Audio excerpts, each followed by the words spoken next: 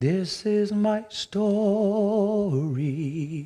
this is my song, praising my Savior all the day long. This is my story, this is my song, praising my Savior all the day long. Blessed, blessed assurance, He's mine. Jesus is mine. Oh, what a foretaste, What a foretaste, glory divine. I'm an heir of salvation, purchased of God, born of His Spirit, lost in His blood. Oh, this is my story, this is my song, I'm praising my Savior all the day long. This is my story, this is my song, praising my Savior all the day long. Perfect submission, perfect submission, all is at rest, all is at rest, in my Savior, in my Savior, happy and blessed, 'cause I'm watching and waiting,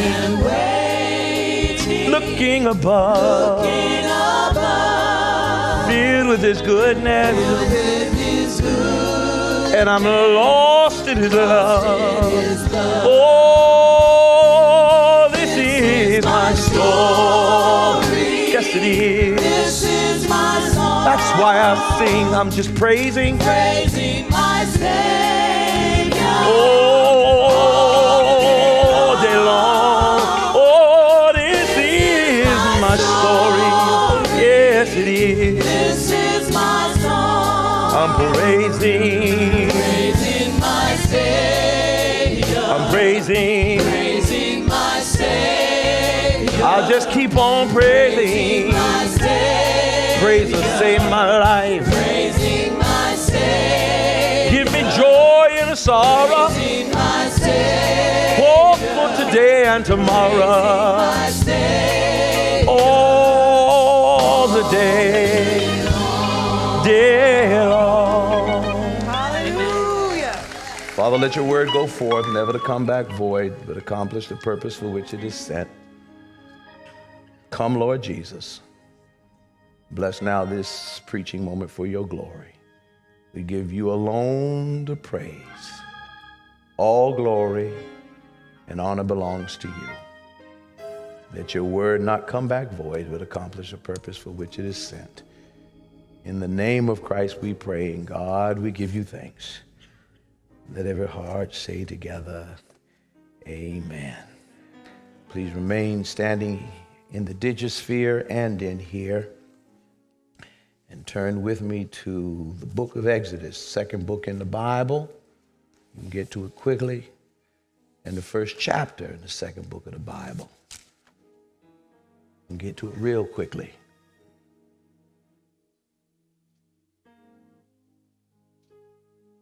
So good to see so many of you finding your way back. What? All the way from Atlanta, Georgia. Amen. Look at y'all. I've been watching y'all sitting up there sipping champagne, teasing us up here in the Northwest, down in hot Atlanta. You know, fish ain't frying in your kitchen. Beans ain't burning on your grill. Amen. Just keep your guest room ready.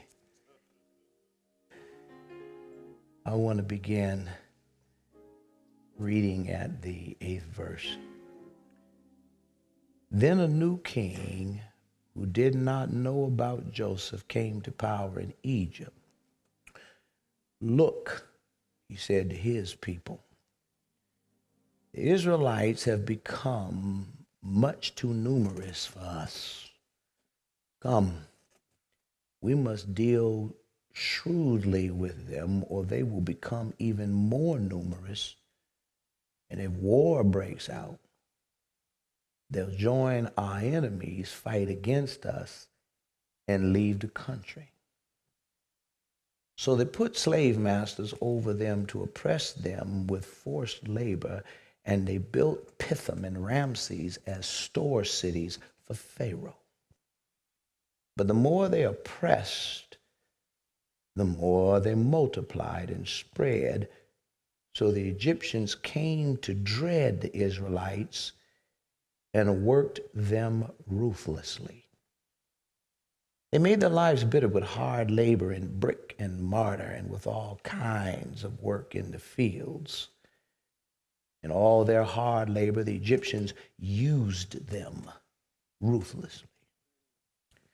King of Egypt said to the Hebrew midwives, whose names were Shiphrah and Puah, when you help the Hebrew women in childbirth and observe them on the delivery stool, if it is a boy, kill him. But if it is a girl, let her live. The midwives, however, feared God and did not do what the king of Egypt had told them to do. They let the boys live. Then the king of Egypt summoned the midwives and asked them, why have you done this? Why have you let the boys live? The midwives answered Pharaoh, Hebrew women are not like Egyptian women. They're vigorous, give birth before the midwives arrive. So God was kind to the midwives, and the people increased and became even more numerous. And because the midwives feared God, he gave them families of their own. Then Pharaoh gave this order to all his people: every boy that is born, you must throw into the Nile, but let every girl live. Now, a man of the house of Levi married a Levite woman, and she became pregnant and gave birth to a son. When she saw that he was a fine child, she hid him for 3 months. But when she could not hide him no longer, she got a papyrus basket for him and coated it with tar and pitch. Then she placed the child in it and put it among the reeds along the bank of the Nile River. His sister stood at a distance to see what would happen to him. Then Pharaoh's daughter went down to the Nile to bathe, and her attendants were walking along the riverbank. She saw the basket among the reeds and sent her slave girl to get it. She opened it and saw the baby. He was crying, and she felt sorry for him. This is one of the Hebrew babies, she said. Then his sister asked Pharaoh's daughter, shall I go and get one of the Hebrew women to nurse the baby for you? Yeah, go, she said. And the girl went and got the baby's mother. Pharaoh's daughter said to her, take this baby and nurse him for me, and I'll pay you.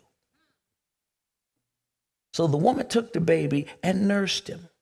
And when the child grew older, she took him to Pharaoh's daughter, and he became her son. She named him Moses, saying, I drew him out of the water. Scripture as is written, may God add a blessing to the reading and the hearing of his most holy word. You may be seated in the presence of God and each other in here and out into the digisphere. We're continuing in this resurrection season sermon series under the general title of He is Risen. Now what? This is the 5th installment that given who I have up here singing with me today and always trying to keep the text in the context, I want to use as a subject for this particular installment in this series, maternal politics versus tyranny and evil empires. Maternal politics versus tyranny and evil empires. There's an old saying that says all empires are both noble and cruel. Usually at first they're cruel and acquire their lands and their resources and great wealth by the cruelest of means. And then once they have established empirical status, then they try to do philanthropy and develop monuments that change the narrative and the story and engage in noble gestures like gangsters who acquire their money and their wealth through criminal activity. And once they become independently wealthy, then they establish legitimate businesses and become members of, join boards of directors and engage in philanthropy and make their children then become elected officials. And the half ain't never been told. But here, my brothers and my sisters, Egypt is no exception. There's a book entitled that men are from Mars and women are from Venus, and it's saying that it seems intuitively men and women that just fundamentally feel differently about some things.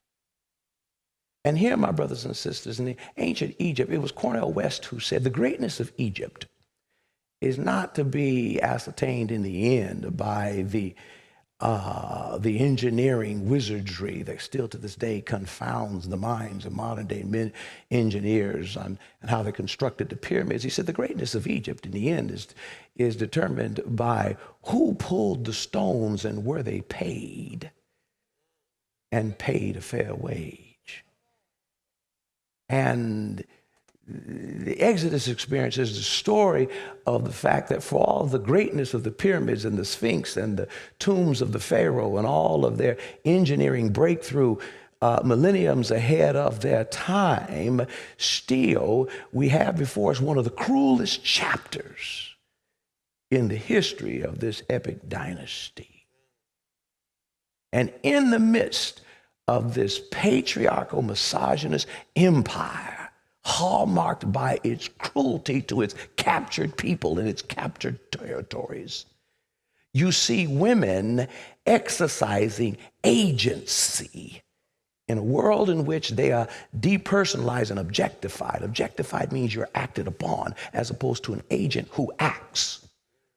We find women exercising agency through civil disobedience, desperate actions, and bold advocacy. Did you catch all that?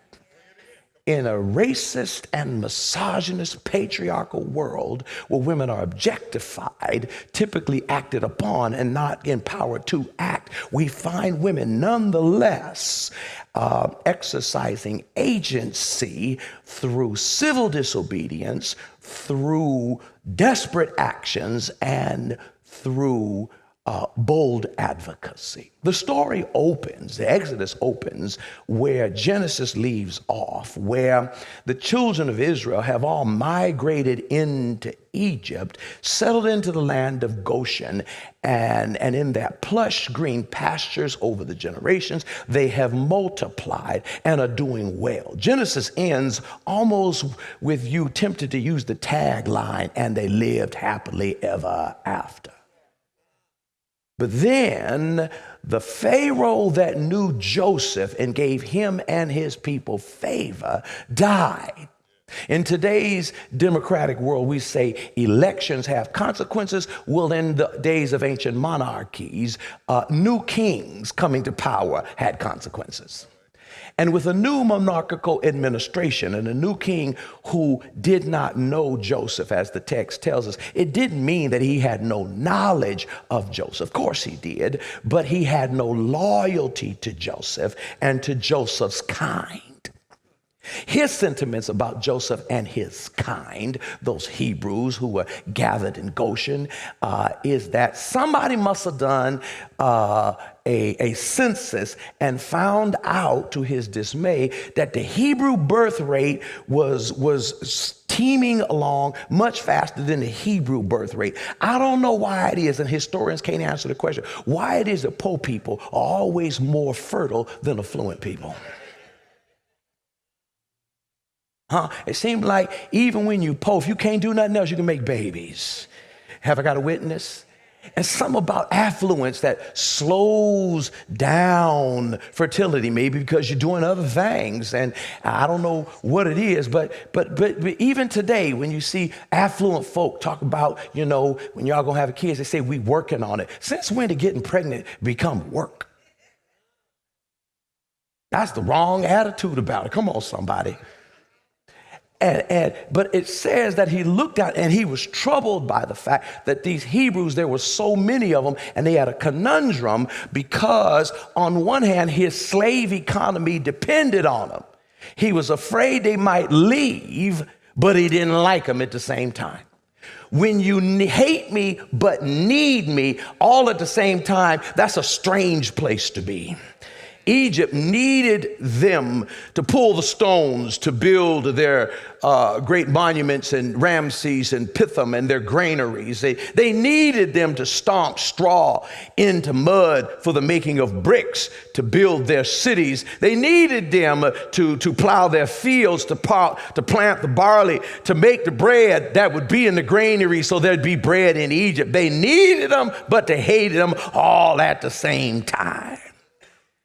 And so he came to the conclusion, since they were afraid that they might join their enemies at some point and fight against them and leave. And they didn't want them to leave, but they were afraid for them to stay, afraid for them to leave. They decided they'd make their lives cruel with taskmasters to make their lives harsh. Apparently they believe that if you work them to death, when they get home, they won't have no energy for nothing else, but they underestimated. I have a theory that when life gets hard, we comfort and console one another. Have I got a witness? And consolation leads to fertility. Amen. And when the numbers continued to grow and the census continued to disturb them and the demographic apocalypse was manifesting itself in full, the government decided first to act shrewdly, semi-discreetly, and they called Hebrew midwives. It says that when the Hebrew women are on the birth stool, if it's a boy, kill him. If it's a girl, let her live. Which to me is kind of backward because, Adele, if you're afraid of the numbers, seem to me you'd have killed the hens and not the roosters. Because in the barnyard of life, if you got 100 roosters and one hen, you still can't lay but one egg at a time. But if you got one rooster and 100 hens, depending on his energy level, you could still end up with 100 eggs. You'll catch that on the way home. Some of y'all didn't take math. I'm just saying that their racism combined with their sexism caused them to underestimate the women and focus their oppression on the men to kill the men.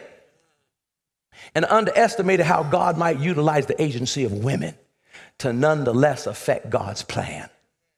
It says they called the Hebrew women, the Hebrew midwives, to kill the men on the stool. And it says, but two women, and the writer makes a point of giving you their names, Shiphrah and Puah, because that's part of the interpretation of the text. And they defied the king's order. They engaged in civil disobedience. They engaged in an act of civil disobedience, what Gandhi would come along, capture, and he'd call it Satyagraha. Martin King would call it nonviolent direct action. In either case, no matter how you look at it, it was non-cooperation with evil. When empires take their evil and encode it in law, it says, not only tells you what they did, but why they did it. It says, because they feared God, they broke the law. When evil is embedded in law, we not only have the right, but a duty to defy it. Did you catch that? To my law and order advocates out there who think that because it's law, it must be done. When the law itself is unjust, we not only have a right, but a duty to break it. And he tells you they not only broke the law, but why they broke it, because they feared God. Jesus said in Matthew 10:28, fear not them that can kill the body, but cannot fear the soul. Fear him who can kill both soul and body in hell. I fear the Lord, which means sometimes I got to break the law when the law is an intentional embedding of evil in the laws for the purposes of somebody's protection or promotion of their privilege. Oh, come on, help me somebody. Their names was Puah and Shiphrah. Shiphrah meant beautiful. It was a Hebrew name. Catherine Puah, however, and it meant lassie or little girl, prepubescent, probably around 12 years of age. And what is translated here in NIV, I'm looking at, the King James says the same as Hebrew midwives. Most biblical scholars say it's not that they were Hebrew midwives, but the midwives to the Hebrews. Did you catch that? Not necessarily Hebrew midwives, but the midwives serving the Hebrew women. Because the name Puah is a Canaanite name, and no Hebrew mother would give her daughter a Canaanite name. So they think that this may have been a mother-daughter team. But then that doesn't make sense because a Hebrew woman wouldn't give her daughter a Canaanite name. But perhaps they were a mother and daughter-in-law team. Maybe the Hebrew mother had a son who thought fine is fine, whether it's Hebrew or Canaanite. Come on, somebody. And married a Canaanite woman who had a Canaanite name, and therefore her daughter-in-law was of a different race. Or perhaps they were both Canaanite, because whereas Hebrews made a point of not naming their children after Canaanite people sometimes, it was known at the time, they were willing to give their children Hebrew names. Let's say for the sake of argument, these are both two Canaanite women, which makes their actions all the more impressive, because if that were the case, despite the fact that we're talking about Hebrew children, unlike Pharaoh, who saw those little boys, Hebrew boys, as other, the Hebrew midwives saw those little children as us. Come on, somebody. And they questioned, and because they feared God, they had good religion. The different question is not is you got religion, but is you got good religion. The Klan has religion, but it ain't good religion. David Koresh had religion, but it ain't good religion. Marjorie Taylor Greene and her crazy self has religion, but it ain't good religion. The old song said, not as you got religion, but as you got good religion. They said, certainly, Lord. Good religion is when you see everybody as a child of God, and these Hebrew midwives who were called into the business of birthing babies was not going to be used by a maniacal king to kill babies. And it's not a matter of their babies or our babies, it's just babies. These are God's children, and we don't care what the law says. Right is still right, wrong is still wrong, regardless of what the law is. And if the law is wrong, I'm not obligated to obey it, but in fact to defy it, an act of civil disobedience. They broke the law. And we need to remember that as our nation speeds back toward Jim Crow on steroids. In the pursuit of justice and right, there's some laws they're putting in place today we're going to have to break tomorrow. And we have a long tradition of women in patriarchal racist societies manifesting agency through acts of civil disobedience.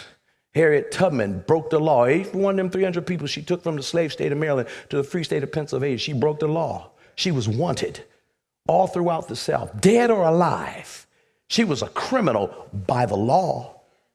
She was a child of God and a prophet by God's law. She broke the law.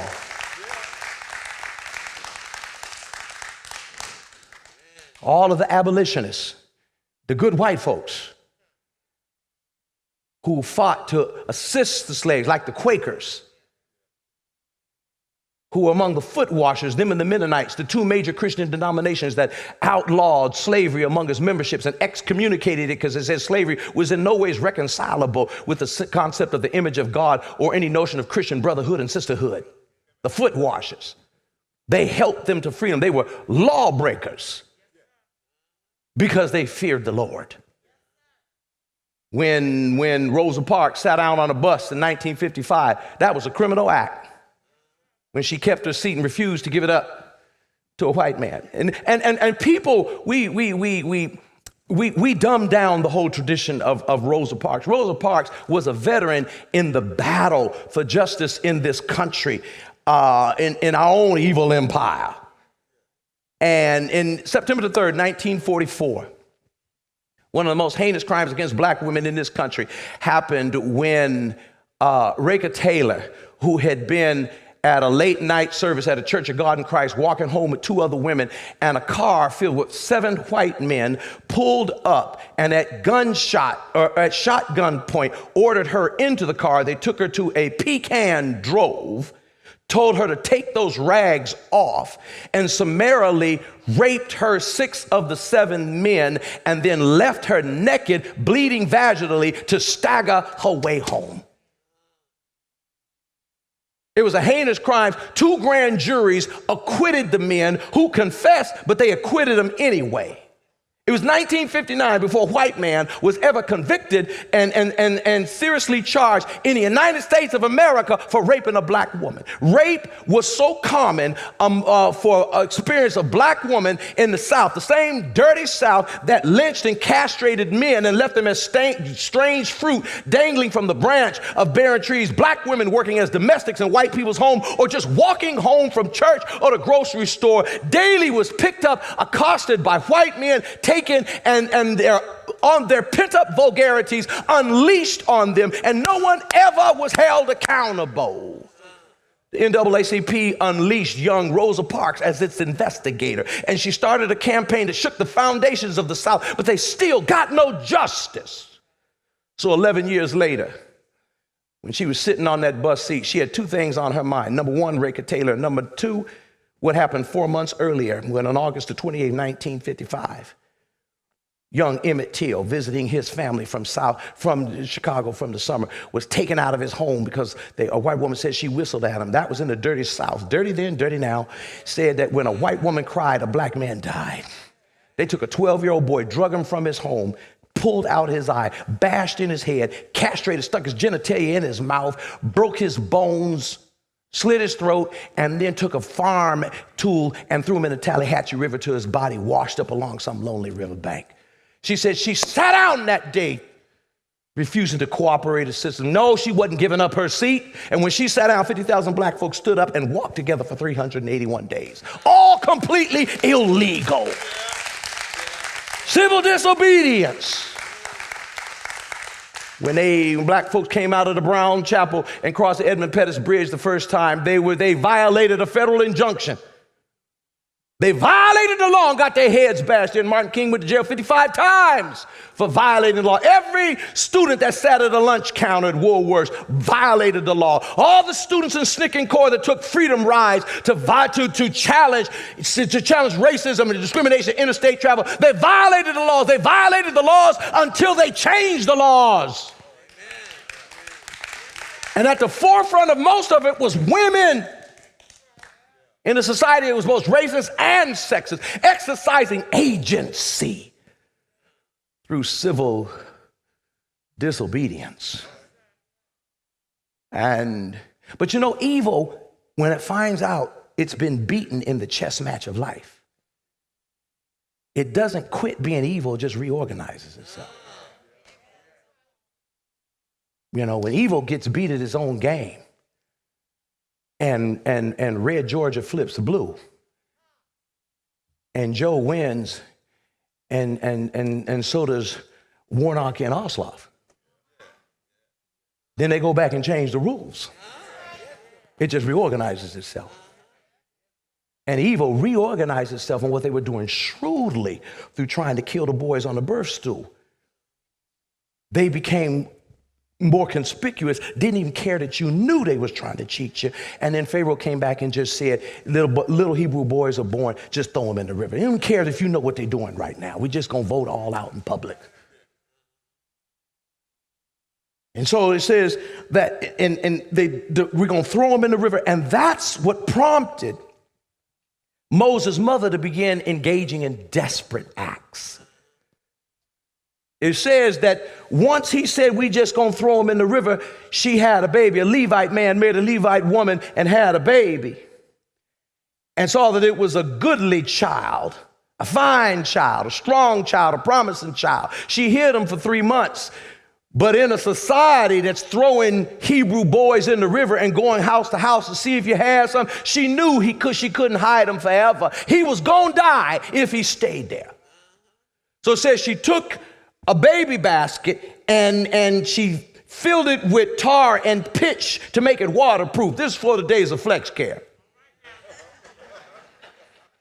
Then put the baby in the basket, put it in the uncertain currents of the Nile River, and told his older sister to watch over it to see what happens to it. Brothers, don't let that go past without your notice. It seems like throughout our whole struggle, sisters have been watching over us, even though sometimes we don't return the favor. Come on, help me somebody. His older sister was watching her, and she put it in the Nile River. Now, don't go too fast on that right there. I want all y'all to look at that, because we don't see how desperate an act that was till you drill in on the details. The Nile River is not a body of water that you want to get into. It's filled with predators, including some of the largest crocodiles in the world, man-eating crocodiles. This woman put a baby in a basket and put it in a river that has man-eating crocodiles. On top of that, there are several flesh-eating parasites in the water that, if they get on your skin, will eat through the skin and flesh to the bone. This woman took her baby, put it in a basket, and put it in a river filled with man-eating crocodiles and flesh-eating parasites. What kind of mother would take her child, a 3-month-old baby, and put it in a basket and put it in a body of water filled with man-eating crocodiles and flesh-eating parasites? A woman who believes that while if I put him in this basket and put him in this river, he may die, but if he stays home, he gonna die, and may die is an upgrade from gonna die. That's a desperate act. I got to turn him over to the hand of the Lord, and maybe God can navigate him through that water, around them crocodiles, and despite them parasites. But if he stays here, he gonna die, and maybe he might die, but might die is a better hand to play than gonna die. What kind of mother, some ask, would take a few dollars, scrape them together, and give her 5 or 6, 7, 10, 12-year-old child over into a coyote? I ain't talking about the kind that chased a road runner, but a coyote, and down in Nicaragua and Honduras, and put them on a 1,000-mile journey with a stranger through the desert, because you're hoping and praying that when they get to America, they might still mean what's inscribed on the side of their Statue of Liberty. Give us your poor, your tired, your huddled masses longing to breathe free, the wretched refuse of your teeming shores. Send me the homeless tempest tossed, and I'll light a candle beside the golden door. I know it points toward Europe, but maybe somewhere I will apply it from those who drag their way from the south. What kind of mother would turn their child over to a coyote that you don't know? A mother who believes that if I do, they may die, but if they stay home in Honduras and Nicaragua, they're gonna die, and may die is an upgrade from gonna die. And in racist patriarchal empires, there are desperate mothers who realize that in this neighborhood, my child ain't got a chance.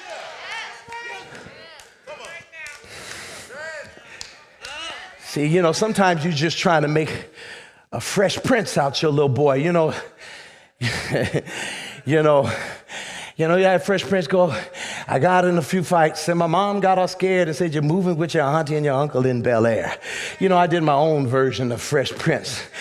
From hilltop in Tacoma, not born but raised, the funk generation before school days. I got in more than a few fights, and my mom got all scared, but we had no aunts and uncles that lived in Bel Air. What do you do when you ain't got no aunts and uncles that live in Bel Air? And you live in a gonna die neighborhood. You notice that it says a Levite married a Levite woman, a Levite man married a Levite woman, they had a baby. You don't hear no more about Moses' daddy. The older sister's looking out.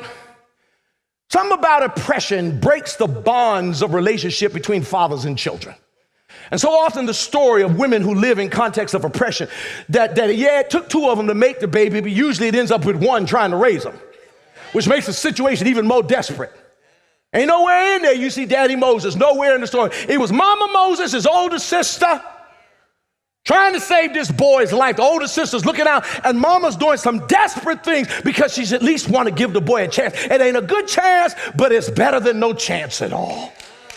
You can judge him if you want to, but until you walked a mile in somebody's shoes, come on, somebody. You know, I feel good about the fact, a 59-year-old black man. I know you thought I was 29 or something like that, but you know, don't hate, appreciate. Listen, I've been able not to have to go to jail except to visit somebody. I've been picked up by the police one time in my life. Picked up by the police one time in my life. I was at football practice, 13 years of age at Hunt Junior High School. And the police came up swirling, you know, Roosevelt lights, you know, blue lights flashing. You know what that's like. No, I'm not talking about you.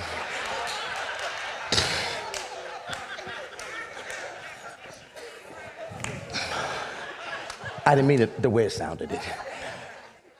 And they swooped up in there. And we having football practice. Everybody looking over there, and they're like, ooh,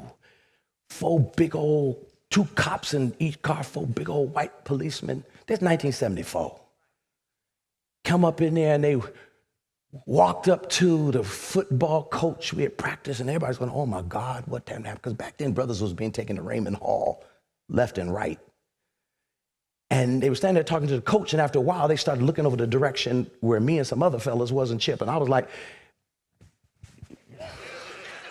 I know they ain't looking at me because, you know, I ain't shoplifted or nothing this week, so I know they wasn't looking for me. You know what I'm saying, Derek? They couldn't have been looking for me.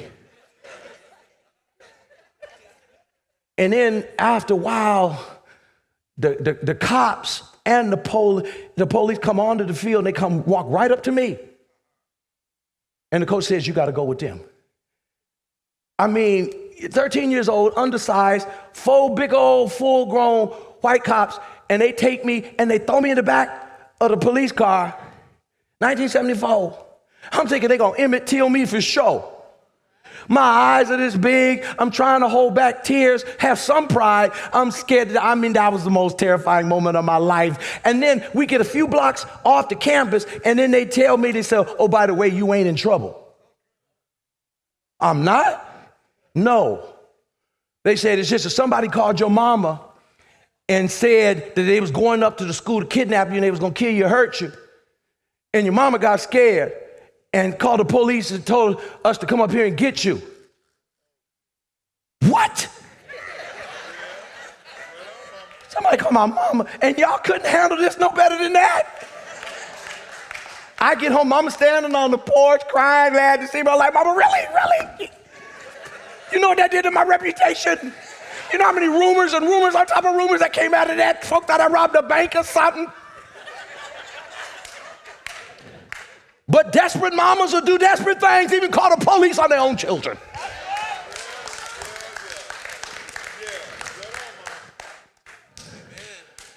And she put him in a river filled with man-eating crocodiles and flesh-eating parasites, with his big sister overseeing. And in the providence of a God who can open doors that no one can shut, and shut doors that no one can open, guided that little basket past them crocodiles, despite them parasites, and in the uncertain current of the Nile, not by happenstance, not by chance, but by providence, right into the pathway of Pharaoh's daughter, who saw the basket, sent one of her little slave girls, a woman of privilege. She got slaves, she got servants, sent one of her little slave girls to go get it. She didn't want to get close to them crocodiles or parasites. Sent one of the little slave girls to go get it, and saw in there a Hebrew child. She knew it was Hebrew. She said, that's a Hebrew child.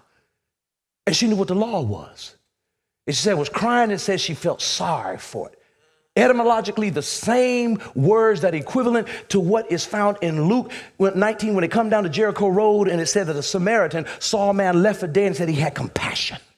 In other words, humanity. See, men are from Mars, and we think about power and egocentricity and acquisition and strength. Women who tend to have the care of the children think about nurture and care and protection. And once again, she saw this child, and she didn't see it like her daddy saw those Hebrew boys as other. She saw it as us. And in her humanity, he saw that child. And said, regardless of what my daddy's done, get that child. And then as she just has humanity, has compassion for the child, then Moses' sister, who was under instruction from her mama, just watch and see what happens. You see the shrewdness of women who act in empires of power under the radar screen of patriarchy and misogyny. They have to think quick on their feet. She saw an opportunity. Her mama didn't tell her to say nothing to Pharaoh's daughter or anybody else, but she saw an opportunity. When she saw that she had a heart for the boy, she walked up to her and said, ma'am, she said, do you want me to get one of them Hebrew women to nurse him? Because this was a maiden girl. She hadn't had any children yet, so her breasts were dry. Do you want me to go get a wet nurse to nurse him?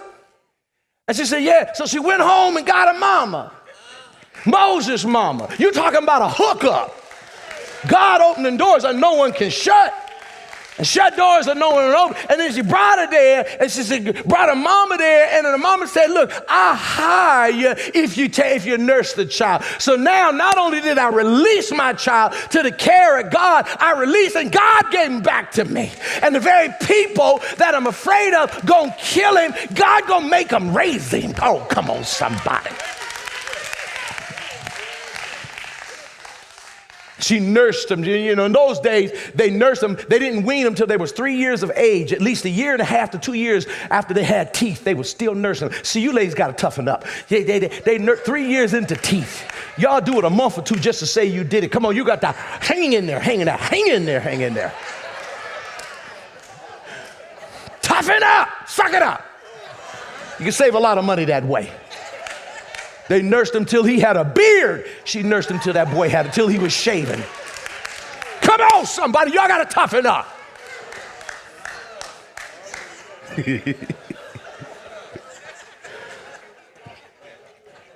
And it said, then she came to Pharaoh's daughter, and she named him as his own. Chris Rock, the philosopher, the prophet is in the Bible right after Revelations. In the footnotes to the Bible, he says, be careful what you say you hate. God will put it in your family. He hated them Hebrew boys, and God made one of them his nephew and made him give him the best of education, the best of training, made him teach him everything he would need to know so he could take the Hebrews out of them. Because God always has the last word. But look at the bold advocacy of his sister, who walks right up to Pharaoh's daughter like Brer Rabbit. Always on thin ice. Your only security is your speed when you're dealing with the stronger maniacal forces of Brer Bear and Brer Fox. Always trying to outfox. Jesus said, be wise as a serpent while you're gentle as a dove. You need to have the harmless motivations of a dove, but you better be ready to match wits with snakes in a racist, sexist society. You're trying to get around the welfare lady, the repo man, the racist people at the school, the police, and everybody else. And says that she brought her mama. She boldly advocated for her brother. Listen, all Stacey Abrams did was bold advocacy in a state that did steal the election from her when they summarily scrubbed the rolls in Georgia of 400,000 people prior to the gubernatorial election that she lost by only 55,000 votes. But they scrubbed 400,000 names, most of them black, to ensure that she lost. And all she did was turn right around, develop fair fight, and still playing according to their rules. She not only taught them how to win a fair fight in Georgia, went up to Wisconsin and Milwaukee, taught them how to win a fair fight and flip it back blue, went up into Pennsylvania, taught them in Pittsburgh and Philadelphia how to win a fair fight there. Come on, somebody. Went over to Detroit and Michigan, flipped it black blue, and told them how to win a fair fight. Come on, somebody. Bold advocacy. And the way in which they're trying to put in place voter suppression laws and redistricting and partisan gerrymandering to fix elections going forward, we're gonna have to sit down and boldly advocate and outthink and outfight them all over again. And I believe God is the same today, yesterday, and forever. And as evil reorganizes, good we're gonna have to reorganize. Martin King said, while evil men plot, good men gonna plan. Bold advocacy. And here's the sad part, and I have to say as a man, it's sad that while Stacey Abrams and black women, starting in South Carolina, took Joe Biden and took him from an afterthought to a juggernaut, put him in the White House, then went back down to Georgia to make sure that he had a Senate that he could halfway work with, black men were sitting in the barbershop arguing about who's the GOAT, greatest of all time. Is it Michael Jordan? Is it Kobe? Is it Kareem Abdul-Jabbar? Hello, somebody. It's time for men to grow up. I don't know where Moses' daddy went, but I'm trying to figure out where some of the daddies around here, why are we absent without leave? Why are the sisters out here marching and fighting and planning and serving and educating through a pandemic, through a surge of racism, trying to give our children a chance, and men are nowhere to be found except sitting in front of a TV with some Hennessy talking about who's going to win the NBA championship. Who the hell cares?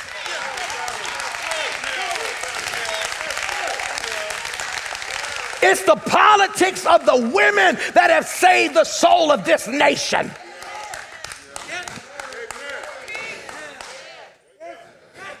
Because it's the men with power who have lost their mind and the powerless men who won't get their mind, who have put us in this compromised state. But it's the women who think about more than just themselves.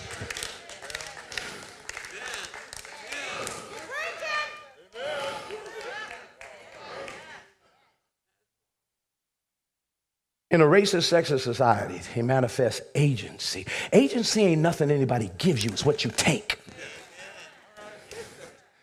You don't wait for folks to give you permission to stand up and fight. Through civil disobedience, through desperate actions, doing what you got to do for your children, and through bold advocacy, fighting the good fight, and letting God do the rest. You know, this Pharaoh wasn't the only king who tried to put evil into law. 1,300 years later, there was another king lost his mind, worried about a political rival, filled the hillsides of Judea with wails, decided to kill all Jewish male babies 2 years and under, trying to get at what he thought was a rival king. And civil disobedience came in the form of 3 wise men who brought gold, frankincense, and myrrh. And God gave him a sense, don't go back to Pharaoh. He's trying to hoodwink you, bamboozle you. They went home another way. That was civil disobedience. They violated the king's law. They didn't go back to him. And then even after that, when they decided to go house to house and try to shake him down, Mary, the mother of Jesus, and Joseph, they'd take flight into Egypt and they'd go hang out. And listen, you don't hang out where you stand out. I'm tired of seeing these blonde-haired, blue-eyed Jesus on TV.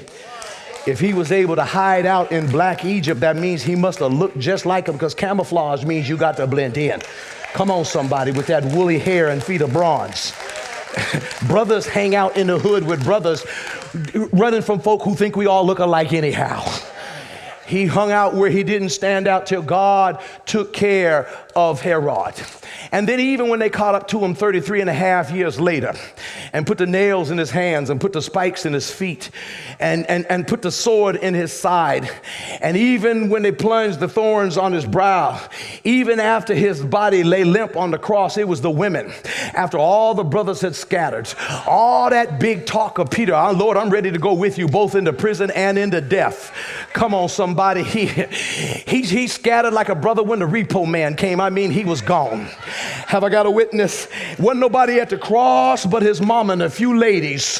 Have I got a witness? They boldly advocated for his body, and they took his body down and laid it in a borrowed tomb. Have I got a witness? And they trusted God for the rest. And come back Sunday morning, they had suspicion that the story wasn't going to end there. And when they came back Sunday morning, the angel was there to say he is not here. He is risen from the dead. And before the brothers ever found out about the resurrection, and God made sure that they knew, he gave the women the honor of being the first to know that you can crucify them on Friday, but I'll raise them up Sunday morning. Have I got a witness? I come to tell you, in the kingdom of God, the last shall be first, and the first shall be last. Have I got a witness? God has taken the foolish things of this world to confound the wise. Have I got a witness? And a band of women came to the tomb to be told the good news. Evil may so shape events. Caesar will occupy the palace, and Christ will hang on the cross. But that same Christ will rise up, split history into AD and BC, so that even the reign of Caesar must be dated by his name. If it hadn't been for some matriarchal politics, some women who said, I'm going to stay here while he dies, and I'll be there Sunday morning, we'd have never known that he lives. Have I got a witness? And in the house I grew up, I would have never known that he lives if it hadn't been for a woman who knew how to take desperate action, to boldly advocate so that her boys might have a chance. Have I got a witness? And somebody out there, you got that big old house, your children are grown, but maybe there's a niece or a nephew that if you would advocate for, they might become tomorrow's deliverer. Have I got a witness? If you just take some bold action on their behalf, this world may seem crazy, but underneath the radar of the racists and the sexists, if just a few women will set their feet in motion, have I got a witness? We can get around the crocodiles, we can get around the parasites, we can get around the police. If just a few women say, Lord, I promise you that I will serve you till I die. Say yeah, say yeah, say yeah.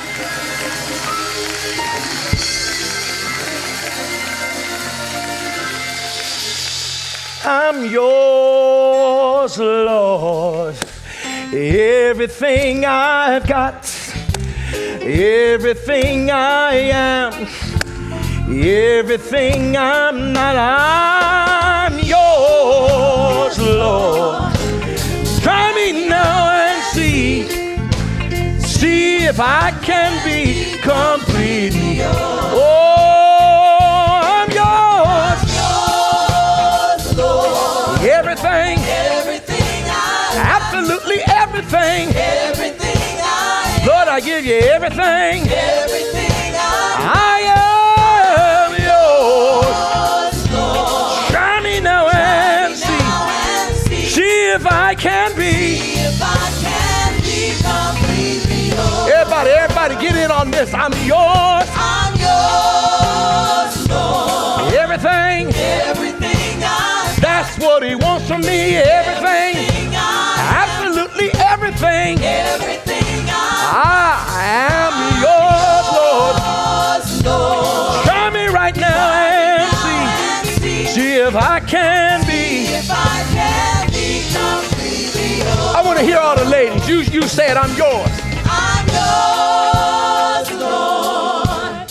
Everything I've got. How much? Everything I am. Everything I'm not. Well, I'm yours, Lord. what do you want him to do? Try me now and see. Why? See if I can be complete. Come on, brothers. Come on, brothers. We got to show up. I'm yours, Lord. Yeah, we here. I said everything. Come on, everything I am. Try me now and see. Oh, I hear you belting on out. See? Yeah, everybody say I am. Everything.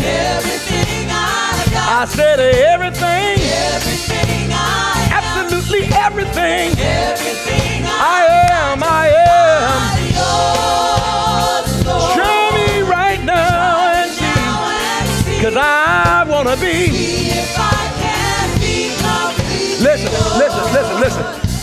somebody out there needs to hit that button that says, how do I become a member? Because if you believe in Jesus, you're supposed to belong to a body of believers, because Christianity is not a Lone Ranger sport. You got to be part of a community of faith. It's in community where we gain our faith. It's in community where our faith is nurtured and built up. It's in community where our faith is sustained. So if you're out there in the digital sphere and you don't have a church home, right now you can virtually and in person become a part of the church family. If you've never received Jesus Christ in the pardon of your sins, you can do that today, because there's still only one name under the heavens given by which you shall be saved, and that is the name of Jesus. It ain't Allah, it ain't Christian, Muhammad, nor Buddha. It is Jesus. If you confess with your mouth the Lord Jesus and believe in your heart that God raised him from the dead, you shall be saved. It worked for Dale and Cliff. It worked for all y'all too. Have I got a witness? It worked for Derek and Yacina. It'll work for all y'all too. Have I got a witness? It worked for Walter and Tanya. Come on, it'll work for you too. It worked for Lydia and Sarah. It'll work for you too. It worked for crusty, dusty old me, but who was a pretty baby. It'll work for you too.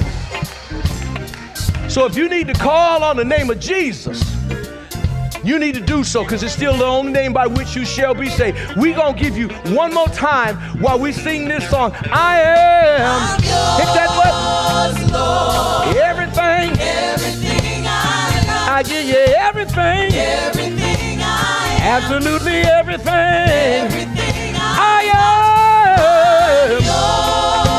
Yours, Lord. Try me now and see. See if I can be. Yeah, I am. I'm yours, Lord. Everything I've got. Everything I am. Everything I am. Yours, Lord. Try me now, see if I can be. Oh, come on, give God a praise. Come on, somebody give God a praise.